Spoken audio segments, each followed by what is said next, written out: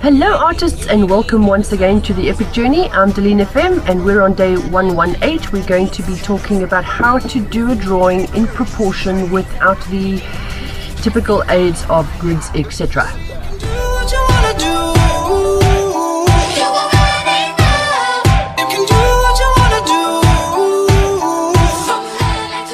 So I had originally planned to do a tutorial today on contour drawing, cross contour drawing and hatch contour drawing, but I decided to do that tomorrow and to concentrate today on how to draw in proportions, because it actually would be using the same drawing as we did yesterday.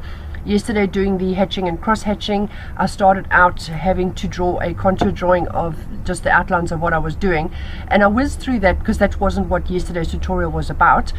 So I whizzed through it really quickly, so I decided to just take a step back and go through that first before I carry on with the contour and cross contour drawing. You may have noticed yesterday that when I started doing this drawing, there was no grid lines, there was no projection, there was no sighting involved, nothing. It was just straight drawing. Now, we spent a lot of time on previous tutorials in various different drawing methods, and we haven't spent a heck of a lot of time on doing it this way. This type of drawing method all happens in your head. There's this constant comparison of one element of a drawing to the next element of a drawing to make sure that your overall proportions are correct over the course of the drawing. Now, what you'll notice from watching that is that when I start off doing this drawing, my pencil marks are very light. I'm establishing the positions of various key elements. In this particular case, drawing a hand, I was establishing the wrist and the divisions between the fingers and the folds in the fingers and possibly the positions of the knuckles, etc. long before I actually started to really commit. I think that's probably the message that I want to get across more than anything else today, is that you need to do quite a lot of groundwork, so to speak, before you actually really commit to where they are, because you need to be able to check all your positions in totality before you start to commit to the smaller details. If you start drawing your drawing from one side to the next in quite a lot of detail right from the beginning, very small incremental mistakes can be compounded, so that by the time you get to the other side of the drawing, those incremental mistakes have now become big mistakes, and you'll find that your proportions across the width or the height or whatever of the drawing has increased. So the fingers might get fatter and fatter as they get along, or skinnier and skinnier, whichever the case may be. So you need to first establish what your basic proportions are. And the way that you do that is to compare. So I started off this drawing up at the wrist and I moved down the hand, and I then concentrated a little bit on the right hand side of the drawing where the fingers and the thumb folded around one another, because I felt that that part of the drawing was a little bit more complicated. But towards the end of this video, what you'll notice is that the baby finger of the fingers of the left side of the hand, I had a little bit of a struggle with.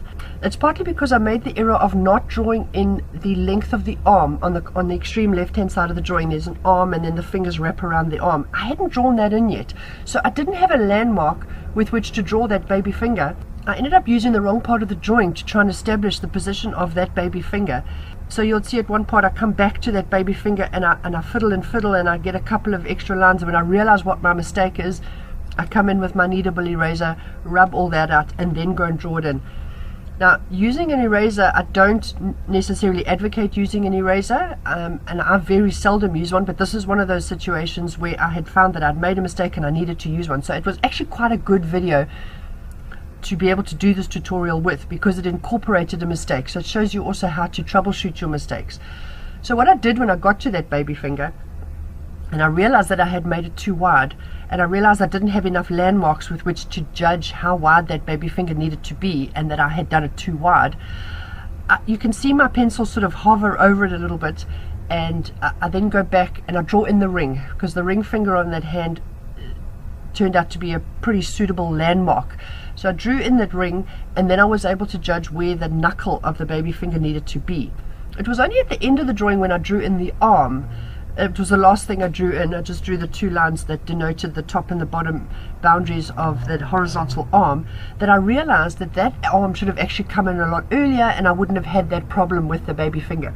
So it illustrates the point really well, that you need to establish your basic boundaries, your basic proportions, even if it's just sort of cylindrical shapes to start off with, but you get your overall dimensions right first. Then you come back and you establish a little bit more detail, and if you're still happy with it, then you come back and establish a little bit more detail, and you build it up. Now you'll see as I'm drawing, like I say, I start off with really light lines, and as I become more confident that yes, I'm correct, then I draw them in a little bit heavier, and when I actually come to the end of the drawing, I'm even drawing them in a little bit more heavier. Now, how heavy you draw your lines is completely up to you, and it depends entirely on what your intention is with the drawing. There will be many occasions that you don't want your lines to be very heavy, and you'll keep them light. I understand that.